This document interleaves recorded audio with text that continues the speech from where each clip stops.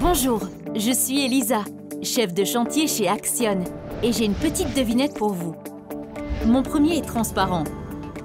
Mon deuxième est plus fin qu'un cheveu. Mon troisième peut s'étendre sur des milliers de kilomètres. Mon tout permet de transporter une quantité astronomique d'informations à la vitesse de la lumière. Qui suis-je? La fibre optique, bien sûr. Ce fil de verre transparent est capable de transporter une très grande quantité de données à la vitesse de la lumière sur plusieurs centaines, voire milliers de kilomètres. Initié par le plan France Très Haut Débit, le déploiement de la fibre optique est un projet lancé par le gouvernement qui vise à couvrir l'intégralité du territoire d'un accès à Internet performant d'ici 2025. C'est l'un des chantiers les plus ambitieux jamais réalisés. Le déploiement de la fibre optique nécessite la création d'un nouveau réseau totalement indépendant du réseau téléphonique cuivre de la DSL. Qui déploie la fibre? Le développement des réseaux très haut débit s'effectue progressivement dans le pays selon deux modalités.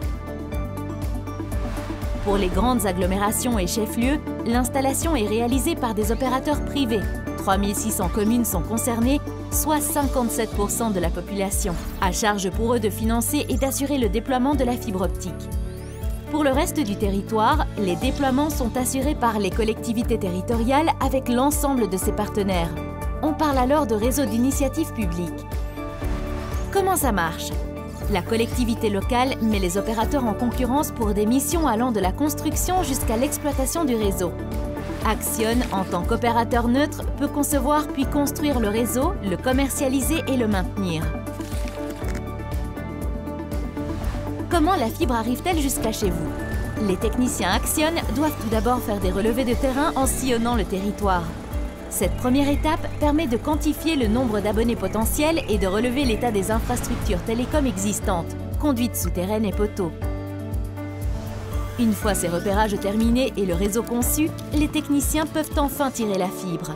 C'est là que le voyage de la fibre commence réellement, dans le local technique du nœud de raccordement optique, également appelé NRO. Il est relié au cœur du réseau national et permet de couvrir en fibre une zone de plusieurs kilomètres avec un débit identique partout. Il dessert à lui seul au moins 1000 logements. Une fois le nœud de raccordement optique installé, Axione pose les points de mutualisation qui permettent le raccordement des usagers. Après l'installation du point de mutualisation, 3 mois doivent à minima s'écouler pour procéder à un raccordement.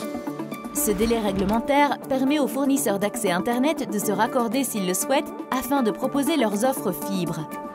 La fibre est ensuite tirée du point de mutualisation jusqu'au PBO, soit le point de branchement optique en suivant le cheminement du réseau téléphonique existant en aérien ou en souterrain. Le PBO est un boîtier qui permet de raccorder 5 à 6 logements. Une fois toutes les étapes passées, le logement devient éligible. Un technicien doit alors intervenir pour raccorder le logement. Il installe la prise de terminal optique, PTO, à l'intérieur du logement, à l'emplacement choisi par le résident. Elle n'est pas plus grosse qu'une prise électrique et permet d'y brancher une box. Le technicien s'assure du bon fonctionnement de la ligne optique. Et voilà, les usagers n'ont plus qu'à profiter pleinement des avantages de la fibre.